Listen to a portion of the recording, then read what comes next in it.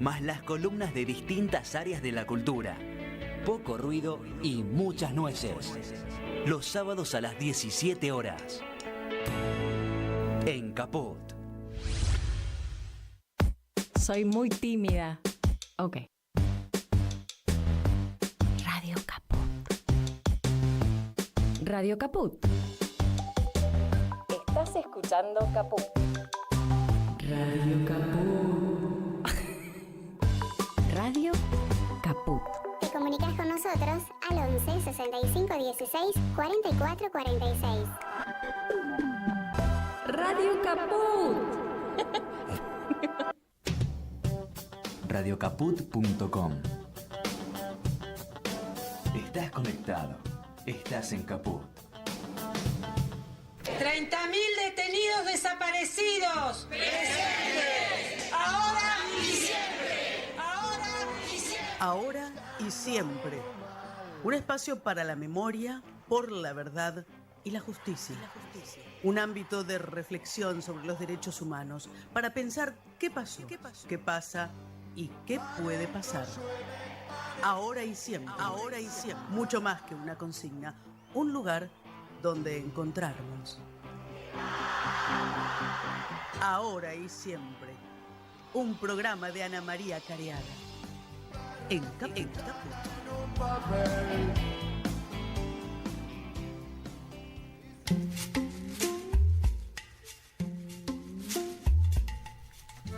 ¿Qué tal? ¿Cómo están? Buenas tardes. Estamos otra vez aquí en Caput, finalizando el ciclo 2025 de Ahora y Siempre, para seguir construyendo juntos y juntas este espacio para la memoria, por la verdad y la justicia. Como todas las semanas, es un gusto reencontrarnos aquí en este querido estudio Chicha Mariani. Soy Ana María Cariaga y estamos con Oscar Estellés. Buenas tardes a todas, todos, todes, para beneplácito del ministro Petri y la ex ministra Soledad Acuña. Y con Anita Fernández. Hola Ana, hola Oscar, hola Martín, hola a todas, a todos y a todes. Martín es, como siempre, Loza, nuestro operador de cabecera. Y comencemos con nuestras vías de comunicación. Para contactarse con Ahora y Siempre pueden hacerlo por WhatsApp al más 54 911 6516 4446, por X, Ahora y Siempre OK, todo juntito, y por Facebook, Ahora y Siempre, también todo junto. Y para recibir InfoSiberia, el primer y mejor noticiero por WhatsApp, podés mandar un mensaje. Ay, me perdí el número y no llego a verlo. El número del mensaje, acá está, ya lo tengo. 11 36 16 0088. Les pedís que te pasen el link para el canal, porque además tenemos un canal. Y ya está. Por un lado, vos mandás a ese número, lo registrás entre tus contactos y mandás un mensajito. Puede ser Ahora y Siempre. Por otro lado, pedís que te pasen el link del canal y activás la campanita. Vos vas a recibir todas las mañanas tempranito el resumen de noticias en tu celular. Lo interesante es que además acá es agenda propia.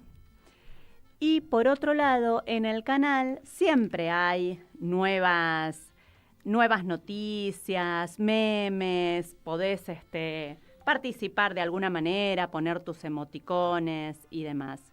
Yo les quería contar que el InfoSiberia, como siempre, nos recuerda que Milagros Salas lleva 3.573 días presa y que Cristina lleva 134 días privada de la libertad.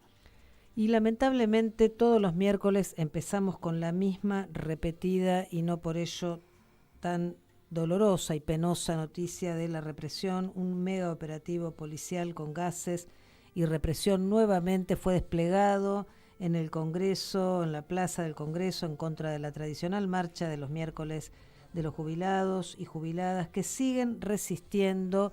Y realmente ver las imágenes, la cantidad desproporcionada de fuerzas represivas en relación a la cantidad de los jubilados y jubiladas que vienen a reclamar sus derechos, muestra cómo redoblan cada miércoles la crueldad. Y bueno, vamos a seguir hablando de estas cuestiones porque eso no es ajeno a la realidad económica que vivimos. Hoy tenemos un invitado muy especial, periodista, economista, director de Motor Económico, periodista de Página 12, amigo, querido, y tal vez podríamos agregar cantor de tangos. En realidad lo llamamos para eso. Es nuestro No le dijimos nada. Algún día vamos a darnos el lujo de llamarlo para eso. Raúl Rulo de la Torre. Bienvenido, Rulo. Gracias por estar acá en Ahora y Siempre con nosotros y nosotras y nuestros oyentes. ¿Qué tal, Ana? ¿Qué tal a todos? ¿Cómo están? Gracias por la invitación. Un placer. Y cuando me inviten a cantar no hay problema. Voy a estar. Acá nuestro operador es guitarrista, así que tenemos doble guitarra, lo que quieras. Te paso los tonos ya mismo. Nos encanta cantar, de hecho el cierre lo hacemos cantando, así que te podemos invitar. Puedes debutar en nuestro programa. Bueno, en realidad conversábamos antes de que cuando te invitamos fue el domingo a la mañana, todavía no teníamos el resultado de las elecciones.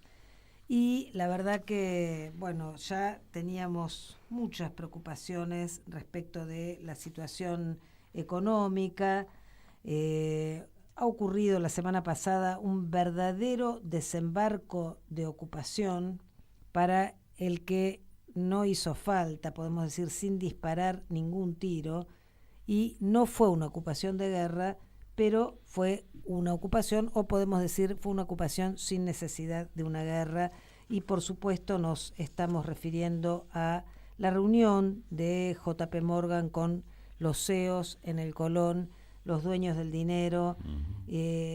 Bueno, la gravedad de los hechos, a esa gravedad ya de por sí, a este desembarco, podemos decir, se le agregó el resultado de las elecciones que facilita la estrategia de los grupos de poder económicos, del Círculo Rojo, podemos decir, de seguir profundizando todo este proceso de colonización de la Argentina, la pérdida de la soberanía, la pérdida de la patria.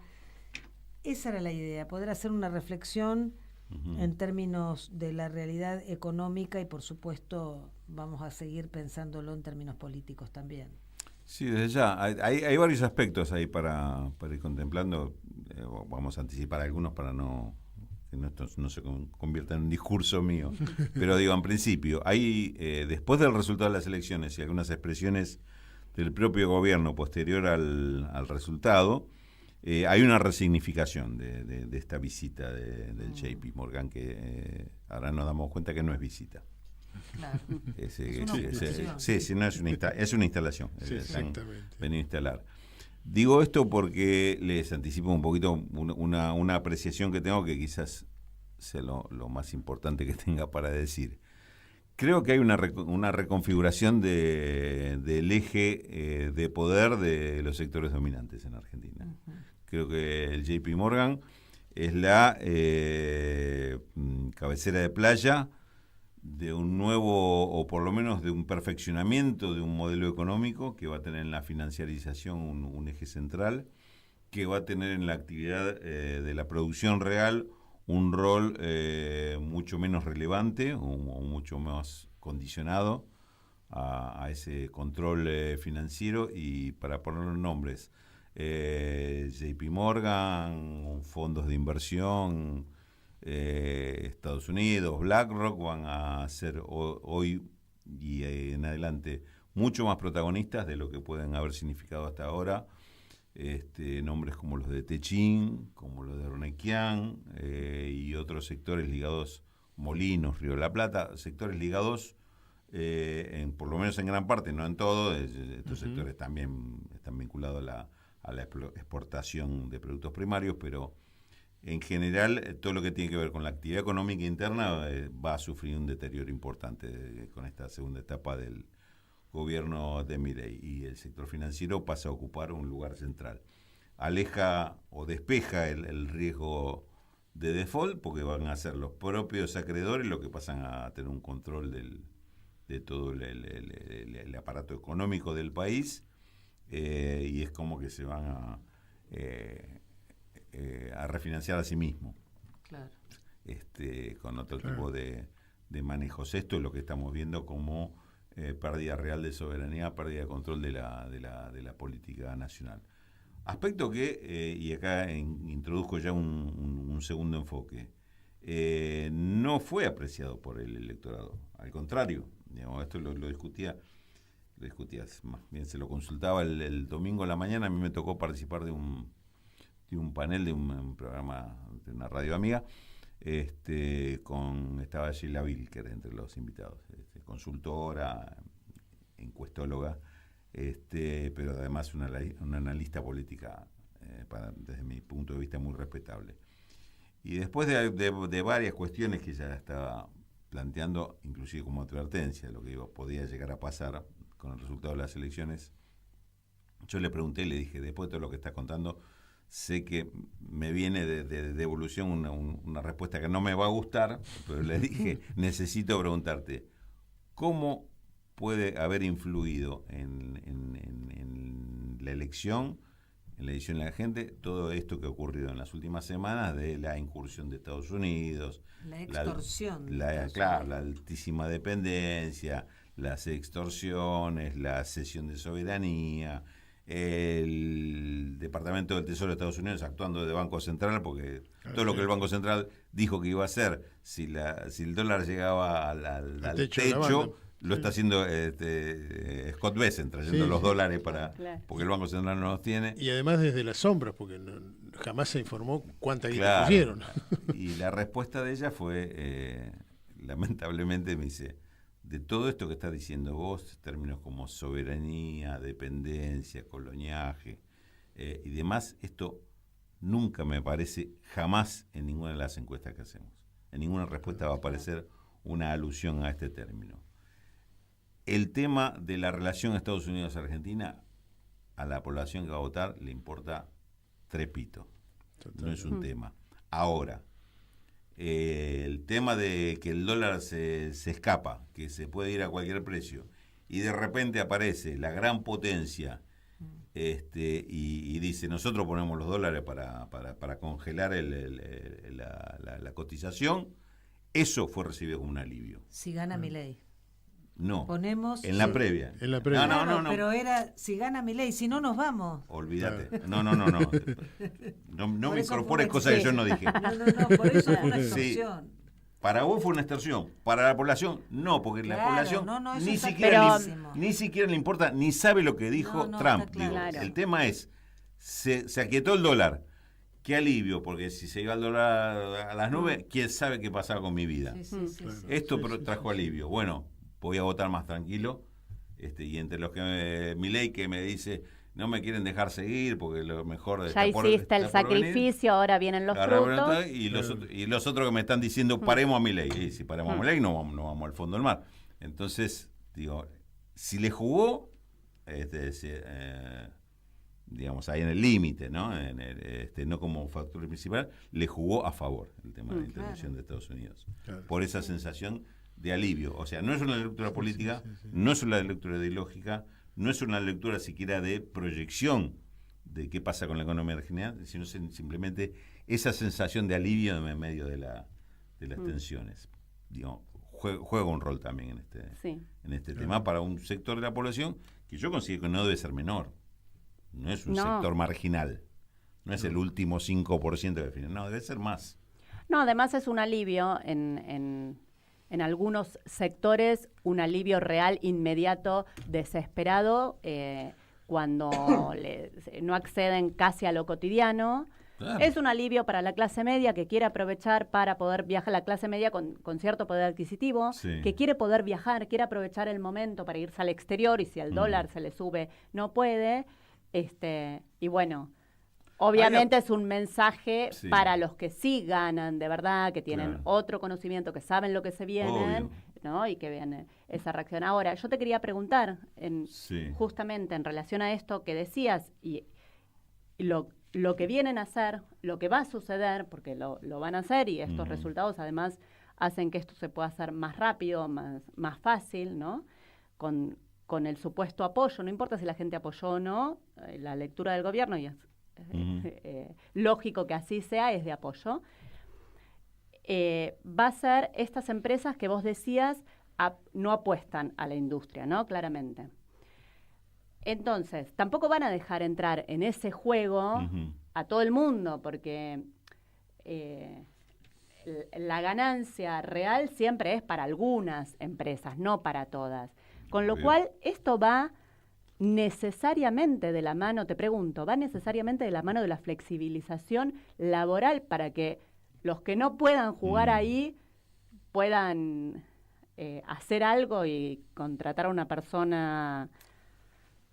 Mira, ¿o no tiene nada que ver? No, digo, ¿cómo sí, quedan los que no van a entrar, claro, las empresas que no van a entrar a jugar ahí porque por más que quieran no las van a dejar? No, todo tiene que ver, inclusive estamos hablando en términos de suposición de algunas cosas que van a pasar. Lo cierto es que, en principio, por algo que decías, hay un factor que juega sobre la clase media y es muy fuerte, es mucho más fuerte de lo que nosotros a veces suponemos, que es el tema.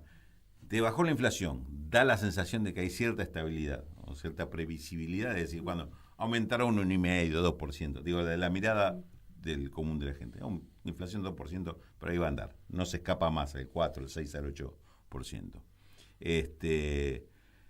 Eso ya me da previsibilidad. Si yo tengo unos mangos guardados y resulta que es más barato irse a Brasil que a la costa, vieja, me hago oportunidad, no vamos a ir a conocer Brasil este verano. Si no llego a eso, dice, bueno, a ver, juntete los mangos para irme acá a la costa, a Las Toninas. Bueno, los mangos que junto para ir a Las Toninas, sé que me va a alcanzar porque no va a haber una disparada inflacionaria. Entonces, eso es previsibilidad. Y eso la clase media lo valora mucho. No le pone color político. El otro día García Linera salió haciendo unas declaraciones que la mostró Berkovich en su programa, sí, que decía que los gobiernos nacionales y populares, los gobiernos de izquierda, porque él hablaba de la experiencia boliviana, no le prestan atención a la inflación. No consideran el daño que hace la inflación a la gente, se olvidan de eso, y cuando viene un gobierno que logra más o menos poner en caja la inflación, es respetado simplemente por ese hecho. No importa si el costo es deprimir la actividad económica, frenar el consumo, los salarios a la baja y todo lo demás. Basta con que, como decías vos, cierto margen de previsibilidad para que yo sepa qué va a pasar el mes que viene, que la cosa se dispara a un 1 o un 2%, no más.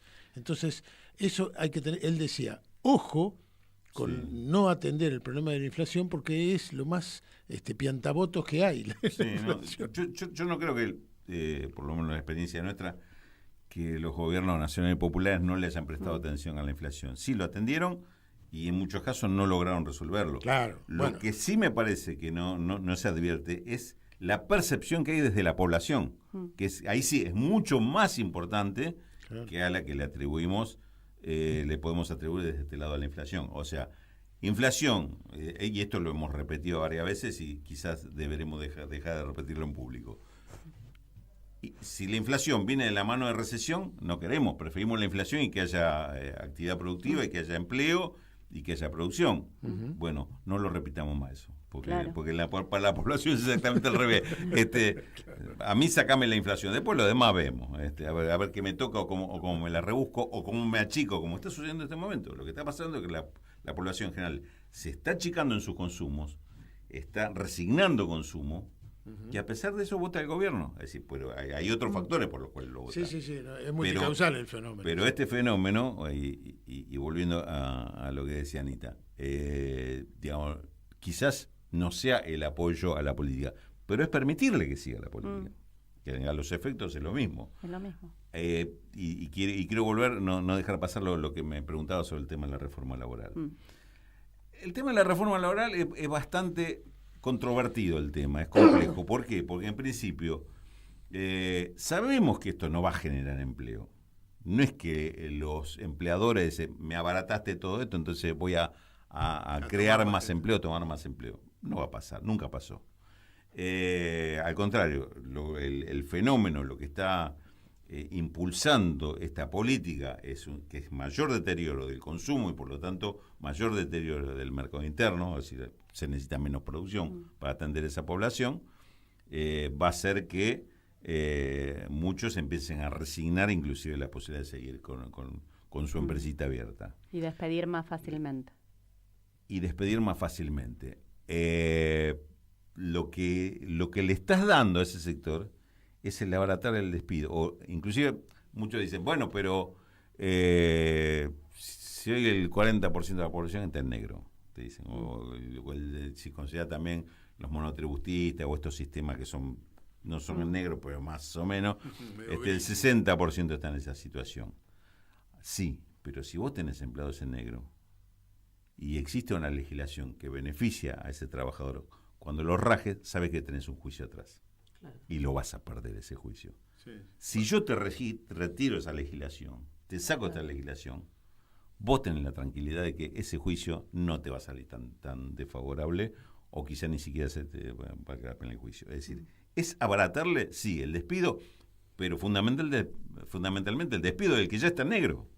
Claro. Porque también la otra interpretación que hacen algunos, y si de hecho ya la están aplicando la flexibilización, sí, pero la necesitan de aplicarla por ley, para no comerse juicio.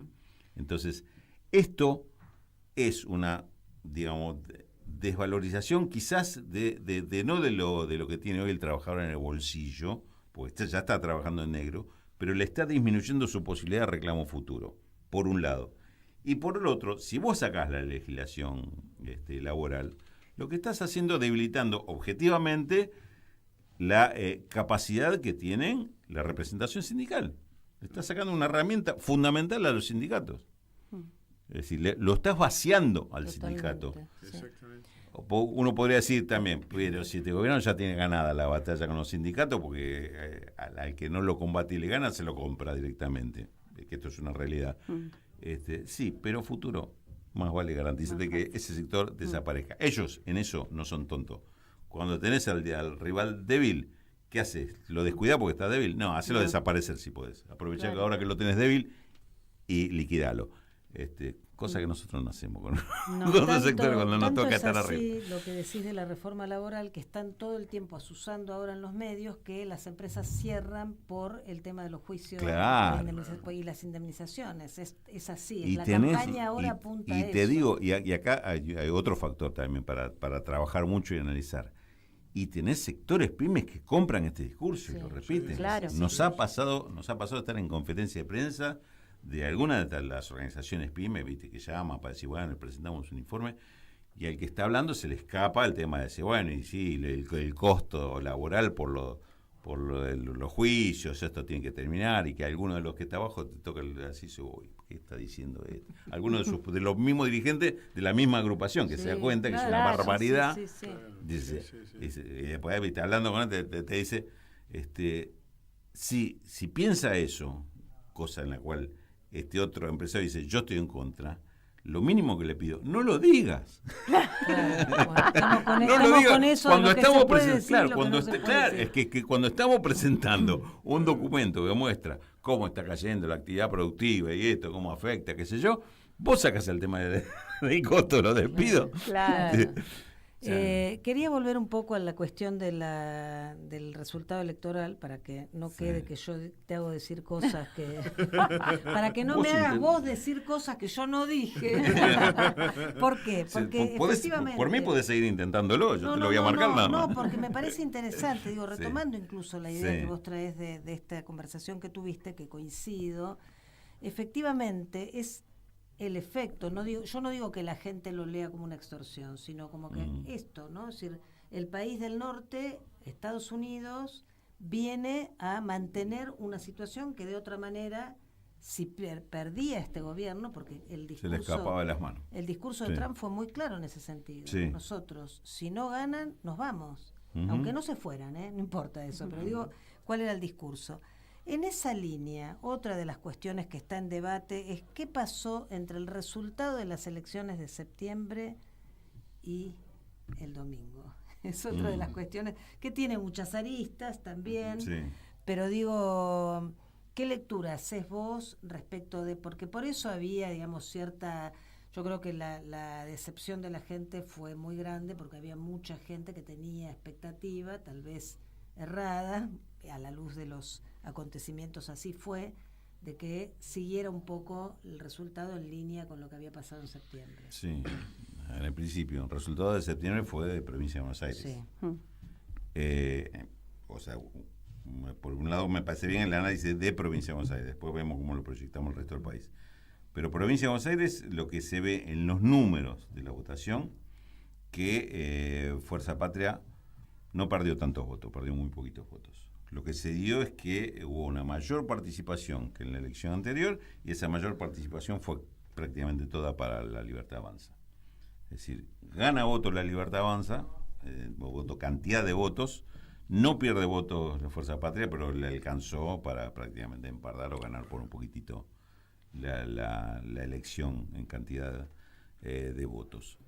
Ahí sí hay que hacer una lectura, pero ¿por qué pasa esto? Bueno, yo creo que hay un problema que planteábamos antes de cómo se encargó una y otra campaña. En este juego me parece que ganó la Libertad Avanza, ganó el gobierno como lo encaró.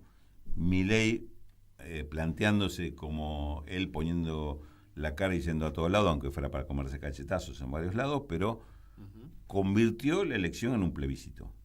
Es decir, ya hasta lo que recién recordaba Anita. Llegamos hasta acá, ya hicimos sacrificio, y ahora nos quieren bajar.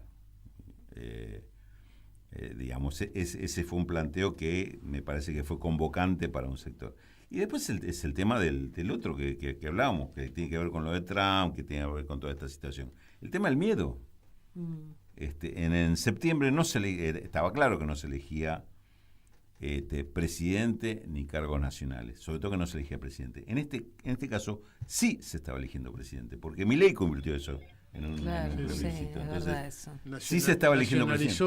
Nacionalizó todo, pero aparte lo personalizó más que nacionalizó. Se estaba plebiscitando la gestión. Se está plebiscitando mi gestión, o me están volteando, él dijo, o sigo o me voltean. Claro, porque y ahí entró el temor, porque aparte, esto también es una cosa para revisar, voltear al presidente a cambio de qué. ¿Qué estamos ofreciendo para? Y me paro obviamente del lado de la oposición, pero dice, ¿pero qué estamos ofreciendo a cambio de esto? ¿Cómo sigue esta película? La verdad que no estamos contando. Recordemos, la consigna principal era paremos a Milei. Frenar, claro. Frenemos a Milei. Claro.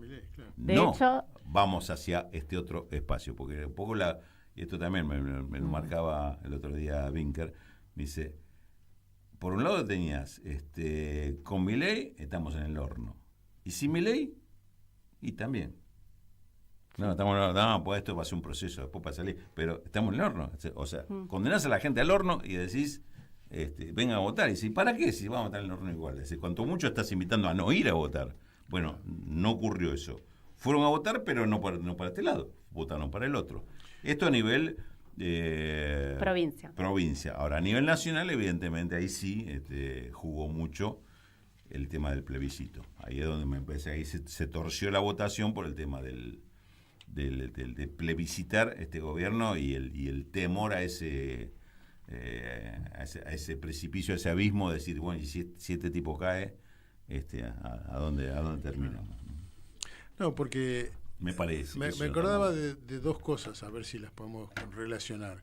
Una es, ¿se acuerdan del famoso voto cuota? Sí, claro. De Menem. O sea, un voto de miedo, digamos. O sea, como yo no voy a poder seguir pagando las cuotas si me sacan a este presidente y a este esquema económico y a este plan. Y ahí también estaba el tema de la inflación, ¿te das cuenta? Y ahí también estaba el tema de la inflación. El tema de la estabilidad era fundamental. Decir, pero están quebrando las empresas, te dejan sin laburo.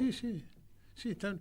Digamos, la gente se olvidó de la venta de las empresas, de la venta de las joyas de la corona, se olvidó de las nacionalizaciones en público, se olvidó del diputrucho, del tipo que sentaron en la Cámara de Diputados. Es decir, hubo de la leche podrida de Vico, de los tiros que le pegaron en la pierna a Pino Solana, se olvidaron de todo. Bueno, comparamos escándalo Libra.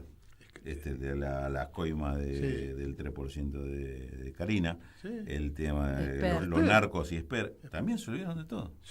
Lograron que eso quedara absolutamente a un costado y no fuera el tema de elecciones. Cuando nosotros creíamos que ese era el tema de elecciones. Hay un plus. Estamos en una era donde no hay que disfrazar la verdad o la mentira. Uno dice lo que quiere cuando quiere. Y ellos, el tema del narco, directamente lo corrieron de bando.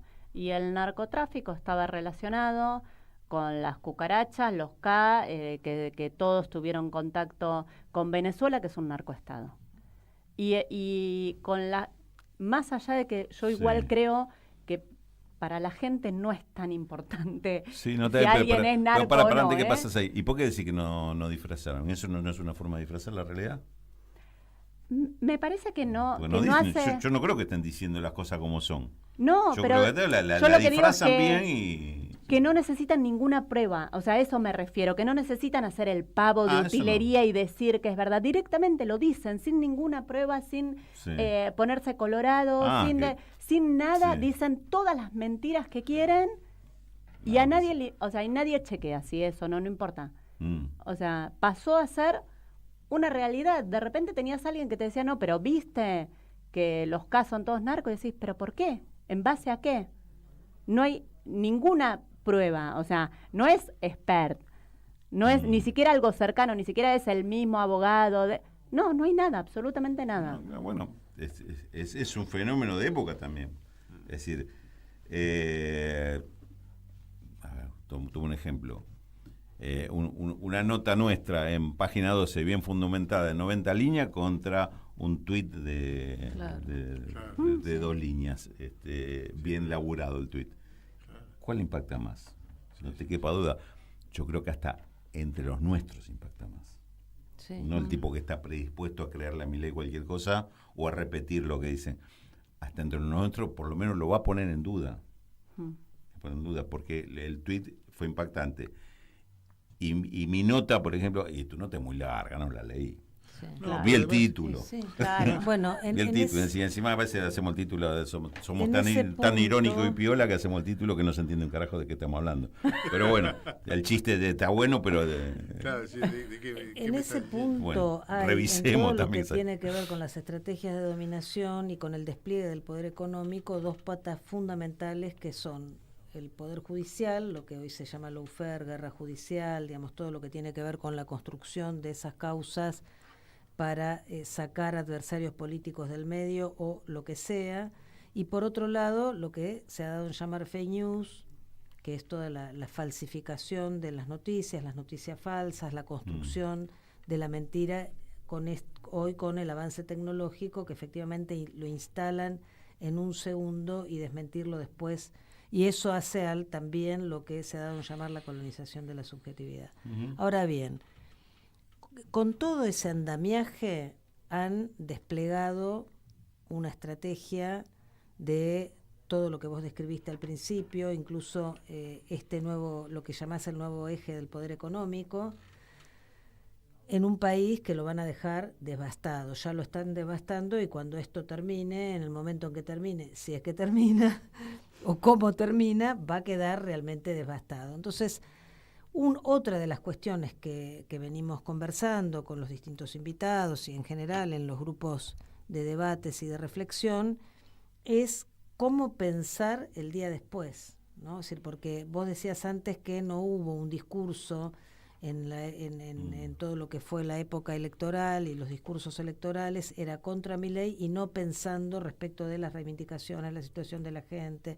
Bueno, si no hay un programa, por más unidad a la que se apele, que hasta ahora, digamos, tampoco es que ha habido una unidad transversal, amplia, digamos, extendida en la posibilidad realmente de la construcción de un frente antifascista, o como querramos llamarlo, digamos, en ese punto, si no hay un programa y realmente la construcción de un frente con otras características, ¿cómo pensar una salida? Y si la hubiera, si se puede construir algo así estratégico, también, ¿cómo salir de esta situación al día después? A mí se me cruzan ahí 2 o 3 necesidades que hay que atenderlas al mismo tiempo. Pero que todas se trabajan desde abajo, me parece. Porque sabemos que va a ser una etapa de sufrimiento para el pueblo. La va a pasar mal. Hay gente que la va a pasar muy mal y ya algunos elementos ya lo podemos tener. Si vos mirás nomás lo que está pasando con el endeudamiento de las familias y sabés que ese endeudamiento no se va a poder pagar, no lo van a poder cumplir, ni nadie se lo va a refinanciar, es decir, ahí ya tenés un primer detonante. Es una metáfora de la deuda externa. Sí, claro, es una metáfora de la deuda externa. Los dos extremos, digamos, lo macro y lo micro. Pero contrariamente a lo que podríamos suponer, bueno, ahora te llega a tu casa, te das cuenta de la importancia que tiene, va a ser llegar a tu casa y resolverlo solo, individualmente, y no en comunidad.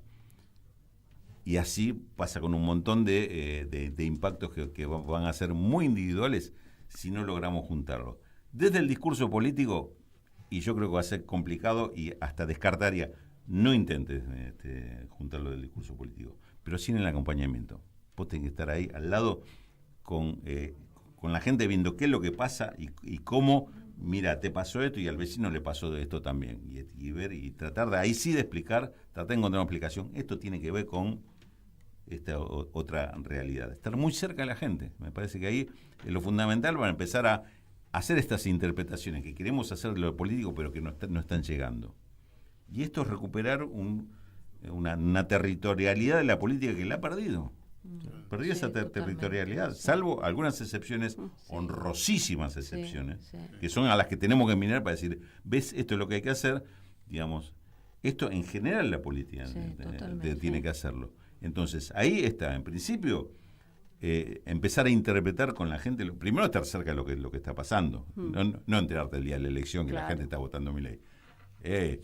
Papá, ¿qué te pasó? ¿Dónde estaban las viejas unidades básicas? Claro. Es decir, nos enteramos todo que el día que cuentan los votos, nos enteramos que nuestros propios vecinos estaban votando. No, claro, además, ¿quién le habla a los Claro, entonces, sujetos? eso uno, estar cerca del hecho para estar captándolo inmediatamente o mientras se está pasando. Tratar ahí de meter ahí la interpretación colectiva de lo que está pasando. Y probablemente buscar desde ahí la elaboración del programa. O sea, el programa, que serían los grandes ejes, o sea, ¿qué es lo que habría que hacer? ¿Qué es lo que tenemos que reclamar? Aparecen ahí cuando se empiezan a dar esas vivencias colectivas. Recuperar lo colectivo, ese espacio colectivo me parece que es el principal capital que perdimos y es lo único que nos puede salvar ahora. Es decir, empezar a trabajar ese espacio para que de ahí surjan, inclusive te diría, si me ilusiono un poquito más y apunto utópicamente para adelante, hasta que inclusive que aparezcan las nuevas dirigencias de ahí, las nuevas referencias políticas, que también damos bastante caso de eso. Sí. Porque voy a decir algo muy desagradable y acá a muchos le va a caer mal, pero necesitamos decirlo. Militar no es ir una vez por semana abajo del balcón de San José 1111 y decir reclamar la libertad por Cristina. Militar es hacer esto, laburar con la gente y en todo caso que en ese trabajo con la gente surja la injusticia de que hay una dirigente presa, para sacarla de otro lado. Con eso primero no la vamos a sacar porque no sirve. Pero hoy militar es estar al lado de la gente. Y eso me parece que es absolutamente necesario. Y si no somos conscientes de eso, y bueno, vamos a estar pifiándolo un rato más, hasta que quién sabe hasta cuándo y hasta que aparezca no sé qué cosa. Pero me parece que hoy la necesidad, sobre todo por una realidad que se impone, que es una realidad de sacrificio muy grande para la gente, es el momento de estar ahí al lado y tratando de contener eso, de tratar de dar respuestas, aunque sean mínimas a eso, y de que eso surja también la elaboración de o el salto en la conciencia de por qué sucede eso y cómo se vincula eso con la política en general. Porque en definitiva, lo resumo de otra forma. Recuperar la política. La política es eso. La política es preocuparse por el otro. La política es tratar de estar al lado de otro para dar soluciones que le resuelvan el problema a la población en general. La política no es pelear por un cargo o agarrarse a codazo por a ver cuánto meto yo en la lista y cuánto metiste vos. Estamos aquí en Ahora y Siempre conversando con Raúl de la Torre, hablando de los efectos también del neoliberalismo, la degradación de la política, el alejamiento de la gente, el individualismo. Una de las grandes victorias del neoliberalismo es el individualismo, el sálvese quien pueda. Vamos a una tanda y volvemos. ¿Querés arrancar la mañana bien informado? ¡Rompelo! Infosiberia, las noticias en tu celular. Manda tu mensaje de WhatsApp al 11 36 16 00 88 y recibilo gratis todas las mañanas. Sos la única que me haces feliz cuando nadie te dice la verdad. Infosiberia, las noticias en tu celular. Manda tu mensaje de WhatsApp al 11 36 16 00 88 y recibilo gratis todas las mañanas. Dos miradas que se cruzan para hablar de nuestra realidad. Desde la radio y con la enorme posibilidad de comunicarnos con todos ustedes, queremos charlar con la gente, con los protagonistas, con los actores. Diseño Universal. Fabián y Fernando Galarraga. A pesar de los intentos de invisibilizarla para señalar que estamos viviendo una situación verdaderamente trágica. Una propuesta colectiva para dejar nuestras individualidades prejuiciosas atrás. Se aprobó con unanimidad una ley que empieza a mejorar un poquito la situación de las familias y de las personas con discapacidad. Diseño Universal. Viernes a las 14 por Radio Caput. La hora de Moreno. El programa de Guillermo Moreno. Economía, política y actualidad. A puro peronismo. Los viernes a las 19 en Caput. Ahora y siempre. Un espacio para la memoria, por la verdad y la justicia. Seguimos en Ahora y Siempre acá en una conversación con Raúl de la Torre, pero vamos rápidamente a algunos compromisos que tenemos. Bueno, para empezar con los parroquiales de hoy, tenemos que las presentaciones del libro Olvidar es imposible, de Santiago mi hermano, de Sergio Maldonado. En noviembre, Sergio va a estar en Trevelín, en la Universidad de Bariloche, en la Universidad de José Cepaz, en el Centro de la Cooperación. El 13 va a estar en Mansión Seré, en Morón, con Ana María Cariaga. El 14 va a estar en la CTA de Bahía Blanca, el 15 en la Feria del Libro de Viedma, el 17 en Congreso, acá, en Buenos Aires, el 18 en el Instituto Superior de Avenida Santa Fe, en la Ciudad de Buenos Aires, el 19 y el 20 en Mar del Plata, y el 21 en Mercedes, y el 25 en Ushuaia, 27 y 28 en Mendoza. Y en diciembre, el 5 va a estar en Río Gallegos, el 7 en El Calafate y el 10 en la Feria del Libro de la Ciudad de La Plata. A full. Un abrazo para Sergio. Bueno, vieron que siempre me ubico del lado Norita de la vida, así que les recuerdo que estamos con la Casa Museo Norita Cortiñas. Literal, la casa de Norita, donde íbamos en su momento muchos jóvenes, cuando yo estudiaba, nos juntábamos para hablar con ella, para visitarla. Ahora es Casa Museo, esa es la intención. Necesitan la colaboración de todas y todos nosotros, todos los que podamos. Es la Asociación Seré por la Memoria y la Vida, la que abrió una cuenta exclusiva para recaudar fondos para este proyecto. Pueden hacerlo con el alias Casa Norita. Es del Banco Credicop. Ustedes ponen casa.norita y pueden hacer su aporte. Y para cualquier información, mandan un mail a as-sere@yahoo.com.ar. También vamos a decir que mañana, jueves 30, va a haber un simposium, Los límites del discurso en democracia, en el Salón Azul de la Facultad de Derecho de la UBA, de 9 a 13, organizado por las embajadas de Francia, Alemania y Canadá. Se debatirá sobre el negacionismo y los discursos de odio, con la presencia del Premio Nobel de la Paz, Adolfo Pérez Esquivel, nuestra doctora Ana María Cariaga, el doctor Daniel Obligado y el doctor Alejandro Eslocar, de la Cámara de Casación. Diego Eterno, del 6 al 8 de noviembre, en la Facultad de Ciencias Sociales de la UBA, en la sede de Santiago del Estero, calle Santiago del Estero, se va a llevar a cabo el Congreso Internacional sobre Diego Maradona. Hay una conferencia de apertura denominada Diego Armando Maradona, conurbano y nuevos lenguajes. Pensar a Diego desde sus orígenes va a estar a cargo de Ariel Sher, periodista, docente, escritor, Mónica Santino, futbolista de T, parte de la Nuestra Fútbol Feminista Villa 31, Juan Sasturian, también escritor, periodista, Pedro Saborido, productor y guionista, Fernando Signorini, preparador físico personal de Diego, y la va a coordinar Diego Flores.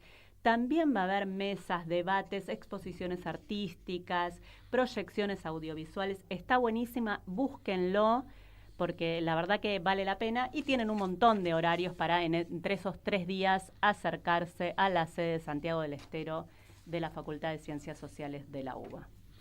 Y cerrando nuestros parroquiales, digamos que el lunes 3 de noviembre a las 17, en el Salón de Actos de la Facultad de Derecho de la UBA, el doctor Eugenio Raúl Zaffaroni va a presentar la tercera edición del Código Penal Parte General, en 2 tomos, con la participación de los profesores Alejandro Alagia y Alejandro Slócar, y la colaboración de Nadia Espina y Gabriela Guzis. Rulo, antes de irnos, te vamos a pedir, te vamos a invitar a compartir, a escuchar, a quedarte con nosotros para escuchar un momento que para nosotros es muy importante del programa, que se llama Nuestros Seres Queridos. Te agradecemos mucho que hayas venido hoy acá y qué reflexión podemos hacer después de, bueno, por un lado esta situación económica y las elecciones del domingo y lo que vendrá. Me parece que asumir fue un golpazo tremendo lo que recibimos este domingo. Lo mencionaba Oscar antes a García Linera, y tomó algo que dice García Linera: después de cada golpe, levantarse y volver a la pelea. Para volver a dar pelea, tratar de avanzar hasta que un nuevo golpe te tire y otra vez levantarte. De esto se trata, y creo que de esto se trata hoy hacer política, buscar reconstruir lo que hasta ahora no se hizo, recuperar esa relación entre nosotros, entre el pueblo, que va a ser y es muy necesario, y ver cómo en conjunto vamos construyendo algo nuevo. No estamos discutiendo, afortunadamente, en este momento candidaturas. Estamos tratando de construir los lazos, este entretejido que es el colectivo popular, que es lo que me parece que lamentablemente lo más doloroso es que está roto. Me parece que eso hay que arreglarlo, sanarlo y encontrar ahí las respuestas a este terrible momento que estamos pasando, y sobre todo para otros peor que para lo que sufre uno, ¿no? Y no olvidarnos que 6 de cada 10 argentinos no eligieron las políticas de Milei, ¿no? Sí, pero vamos por los 6 y por los otros 4 también. O por lo menos 3 de los otros 4. Por lo menos 2 de los otros 4. Claro, dejemos a ese mínimo porcentaje de los que no nos quieren y no vamos a querer nunca, de la derecha, los que siempre les va bien. Y a los que no se equivocan con el voto. Los que no nos quieren y nosotros tampoco queremos. Hay un grupo que es consciente de eso y un grupo que es un tanto inconsciente respecto de dónde está poniendo aquellos que ganan a costa nuestra y de los Sí. que votaron y no votaron, no. Sí, no, a ver, no queremos el consenso del 100%. Queremos el consenso del 90% para pelear contra ese 10%. Exactamente. Así es. Muchísimas gracias, Rulo de la Torre. Y vamos ahora a nuestros seres queridos.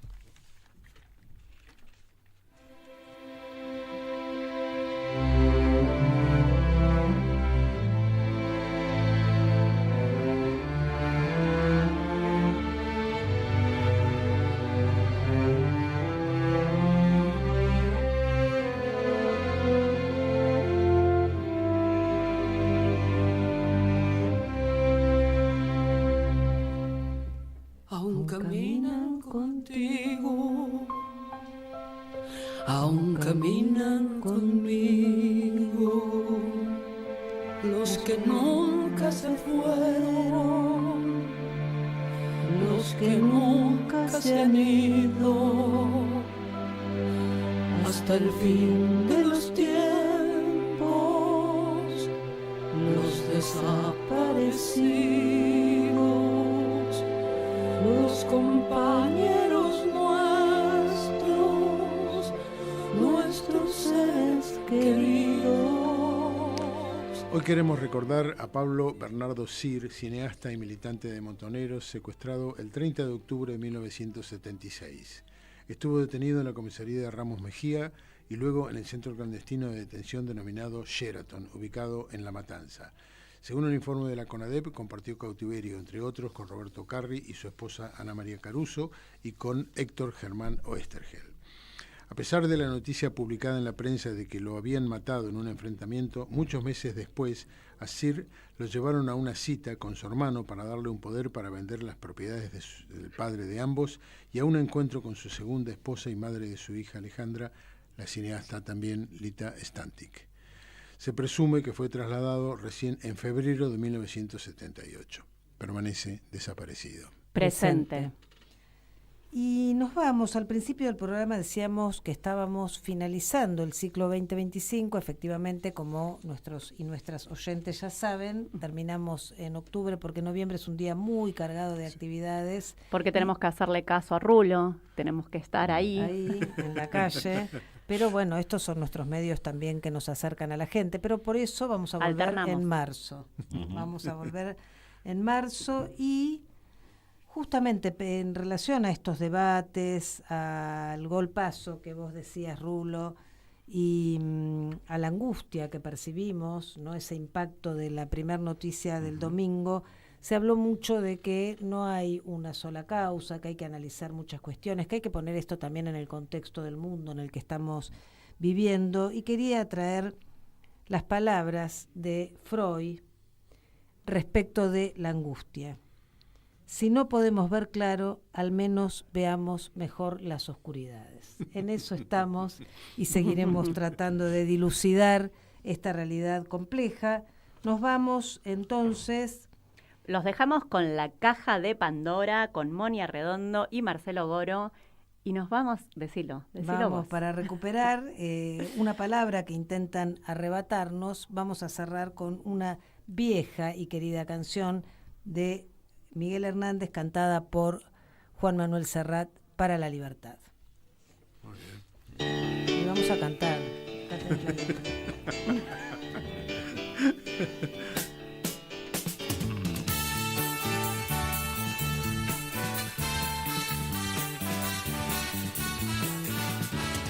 Para la libertad, sangro, lucho, pervivo. Para la libertad, mis ojos y mis manos, como un árbol carnal, generoso y cautivo, doy a los cirujanos. Para la libertad, siento más corazones que arenas en mi pecho. Dan espuma mis venas y entro en los hospitales y entro en los algodones como en las azucenas,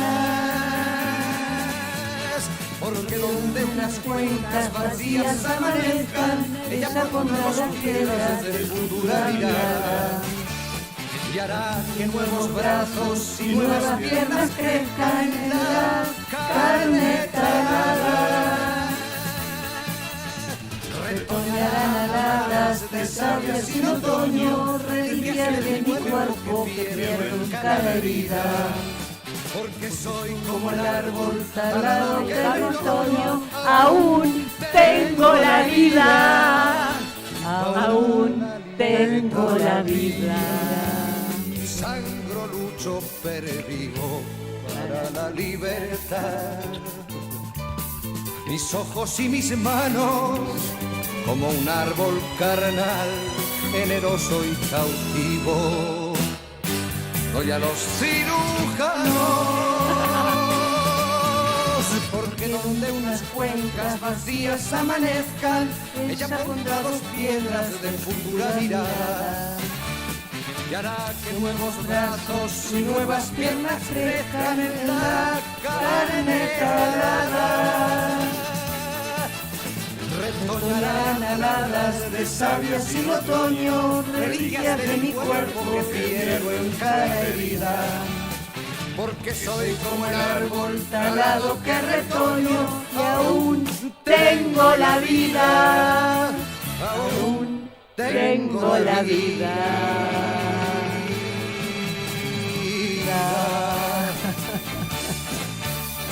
Bueno, gracias, ¡bravo! Rulo. Cantamos. Gracias.